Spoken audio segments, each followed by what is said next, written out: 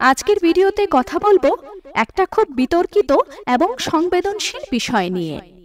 হ্যাঁ বন্ধুরা, আজকের বিষয়টি হচ্ছে শাশুড়ি বৌমা। আচ্ছা, আমরা শাশুড়ি বৌমার মধ্যে মনোমালিন্যের গল্প, ভুল বোঝাবুঝির গল্প, অত্যাচারের গল্প ইত্যাদি নানান নেতিবাচক গল্প শুনতে পাই। খুব কম ক্ষেত্রে এটা শুনতে পাই যে ও বাড়িতে শাশুড়ি বৌমা সম্পর্ক খুব ভালো। তাই এই সামাজিক ব্যাধিকে কিছুটা হলেও সারিয়ে তোলার লক্ষ্যে আজকের এই ভিডিও। বন্ধুরা, শাশুড়ি বৌমা সম্পর্ক তখনই ভালো হতে পারে যদি আমরা এই 5টি পরামর্শ পালন করতে পারি।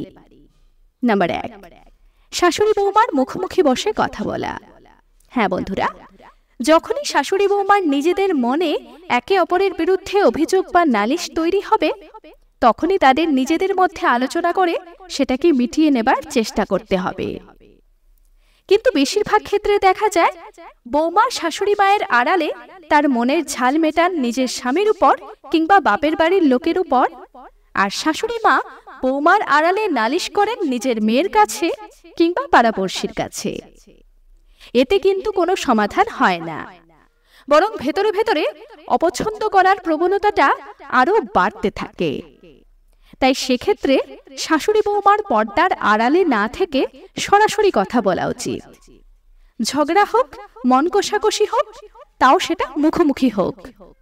নাম্বার 2, অপমানের জবাব দেওয়ার জন্য কিংবা নিজেকে সৎ প্রমাণ করবার জন্য স্বামীকে দিয়ে শাশুড়ি মাকে কিছু বলানো বা ছেলের মারফতে বৌমাকে কিছু বলানো, এই দুটোই সম্পূর্ণ ভুল পন্থা।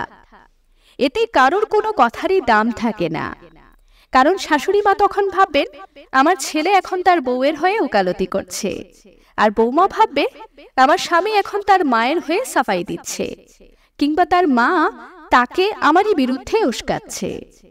তাই ঘুরে ফিরে আবারও একই কথা, মধ্যব্যক্তি কেউ না রেখে নিজেদের যা বলার সরাসরি বলুন। তাছাড়া মুখে হাসি মেখে অন্তরে বিষ নিয়ে থাকার কোনো মানে নেই। নাম্বার 3, একে অপরের ইগোটাকে একটু একপাশে রাখুন। শাশুড়ি মায়েদের মধ্যে দুটো সাধারণ ভীতি লক্ষ্য করা যায়। 1, সংসারের কর্তৃত্ব হারানোর ভীতি। 2, ছেলে হারানোর ভীতি। তাদের উদ্দেশ্যে একটা কথাই বলবো, আপনার সংসার আপনারই থাকবে, আপনার ছেলেও আপনারই থাকবে। আপনি যথার্থ গুরুজনের মতো আদরে সোহাগে সবাইকে বেঁধে রাখতে পারলে সবাই ঠিক একসাথে থাকবে। আপনার দেওয়ার শিক্ষা যদি ভুল না হয়ে থাকে, আপনার ভালোবাসায় যদি কোনো খুঁত না থাকে, তাহলে আপনার ছেলেকে আপনার থেকে কেড়ে নেওয়ার ক্ষমতা কারোর নেই।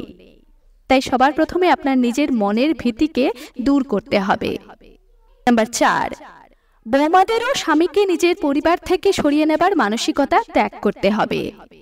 মনে রাখবেন, আপনার বাবা মায়ের যেমন আপনার উপর অধিকার আছে, আপনাকে কষ্ট করে তারা মানুষ করেছেন, ঠিক তেমনি আপনার স্বামীকেও তার বাবা মা কষ্ট করে মানুষ করেছেন। সুতরাং তাদেরকে সন্তান সুখ থেকে বঞ্চিত করার অধিকার কিন্তু আপনারও নেই। নাম্বার 5, শাশুড়িরা নিজের বৌমাকে খোঁচা না মেরে বরং শাসন করুন। আপনার স্নেহ যদি 100% বিশুদ্ধ হয়, তাহলে বৌমার কাছে আপনার শাসনেরও দাম থাকবে।